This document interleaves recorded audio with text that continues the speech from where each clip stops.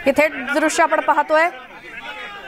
कांद्याने शेतकऱ्यांना ज्याप्रमाणे रडवलंय तोच मुद्दा आज अधिवेशनामध्ये विरोधकांकडून मांडला जातोय आणि आज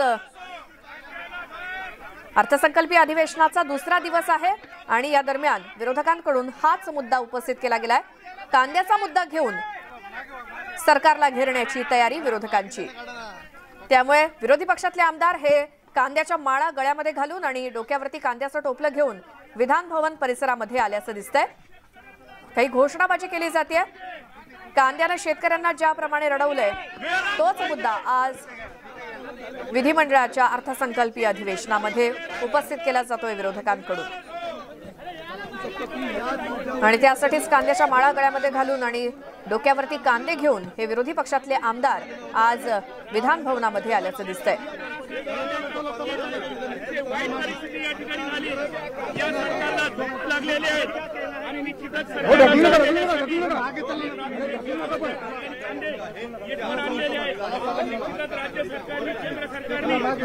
कांदा उत्पादक शेतकऱ्यांच्या भावना जाणून गरजेचं आहे।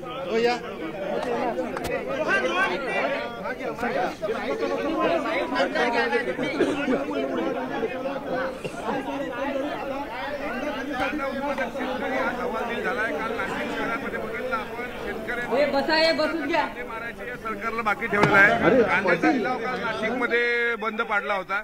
एकीकडे मल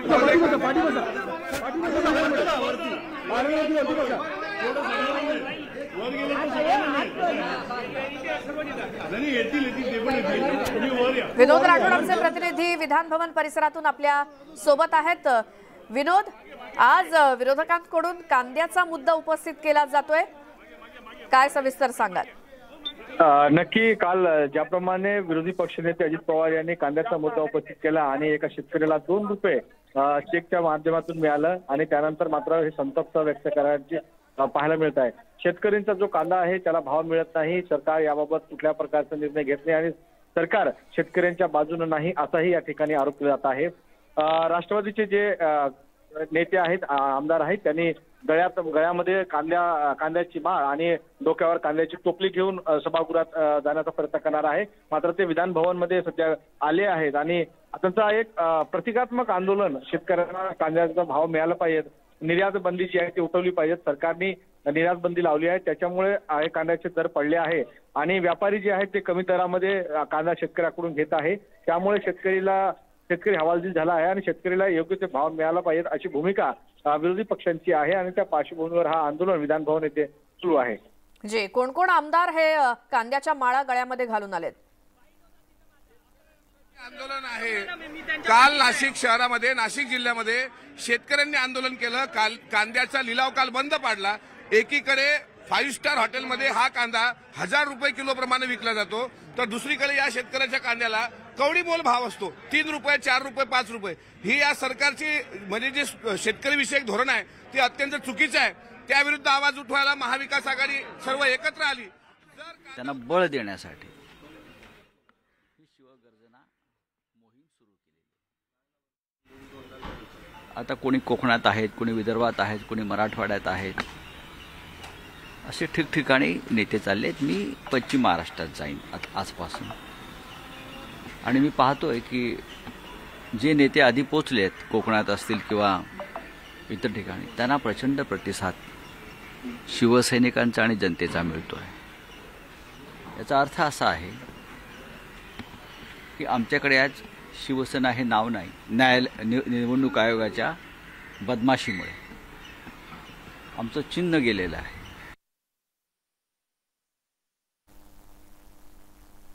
संजय राऊत प्रतिक्रिया देत होते, विरोधकांवरती अर्थात सत्ताधाऱ्यांवरती टीका करत होते आणि आता ही पुन्हा एकदा दृश्य विधान भवन परिसरातली। शेतकऱ्यांना का तुम्ही भिकारी समजताय का? त्याच्यामुळे हा बळीराजा जो आहे, ज्या दिवशी तो हवालदिल होईल आणि ज्या दिवशी त्याची हाय लागेल त्या दिवशी तुमचे कुत्रे सुद्धा हाल मोजणार नाहीत। एक लक्षात घ्या की काल ज्या पद्धतीने लिलाव बंद शेतकऱ्यांनी पाडलाय त्याचा अर्थ असा आहे, स्पष्ट आहे की हा जो शेतकरी आहे हा उद्विग्न झालाय। जर या सरकारने कांदा उत्पादक शेतकऱ्याला, कापूस उत्पादक शेतकऱ्याला न्याय दिला नाही तर या सरकारला आम्ही सोलून काढल्याशिवाय राहणार नाही. इतर राज्यात देखील वाहतुकीचा खर्च आहे. इतर राज्याने देखील आता कांदा निर्यात बंदी असल्यामुळे कांदा निर्यातीच्यामुळेच कांद्याचा प्रश्न निर्माण झालाय. सरकारने कांदा उत्पादक शेतकऱ्याचं प्रश्न समजून घेतले पाहिजे आणि शेतकऱ्याला योग्य तो न्याय दिला पाहिजे.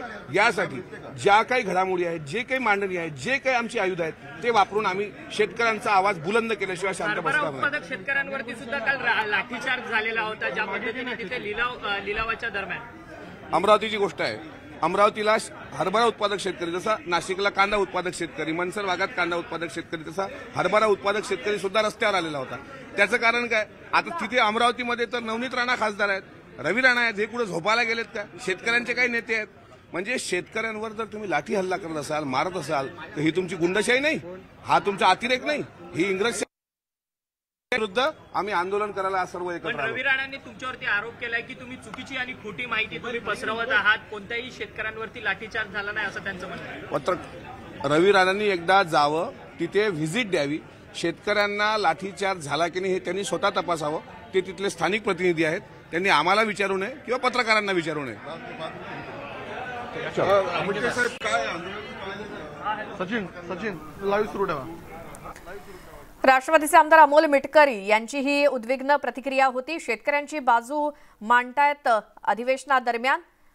विधान भवनामध्ये अधिवेशनादरम्यान हे सगळे विरोधी पक्षातले जे आमदार आहेत ते गळ्यामध्ये कांद्याच्या माळा घालून आलेले आहेत आणि शेतकऱ्यांना जो काही कांद्याला त्यांच्या भाव मिळत नाहीये याचीच खंत त्यांनी बोलून दाखवली आहे. आणि म्हणूनच शेतकऱ्यांच्या बाजूनं हे आंदोलन आज कांद्याला भाव मिळावा यासाठी राज्य सरकारकडे सुद्धा आणि केंद्र सरकारकडे सुद्धा त्यांची मागणी आहे. कारण एका शेतकऱ्याला क्विंटलभर कांद्याला जेव्हा 2 रुपये मिळाले होते त्यानंतर हे विरोधी पक्षातले आमदार संतप्त झालेत.